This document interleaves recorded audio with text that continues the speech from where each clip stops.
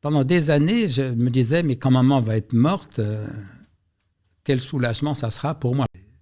J'aurais tout donné pour la revoir, ne serait-ce que 5 minutes, uniquement le temps de lui dire, une fois de plus, à quel point je l'aimais.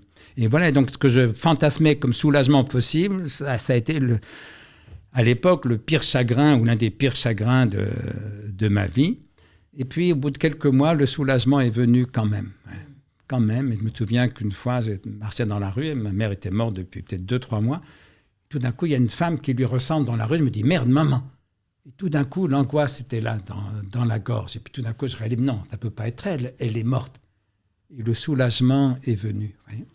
J'ai aimé ma mère passionnément, qui d'ailleurs était elle-même très aimante. C'était une femme malade, alcoolique en plus, mais très aimante et très aimable en quelque chose. Je l'aimais passionnément, je l'aime au fond toujours passionnément, mais ça n'empêche pas d'être lucide sur ce qu'on a vécu ensemble. Et donc moi, voilà, j'ai porté sur mes épaules le malheur de ma mère et j'ai fait beaucoup de philosophie pour essayer de m'en libérer.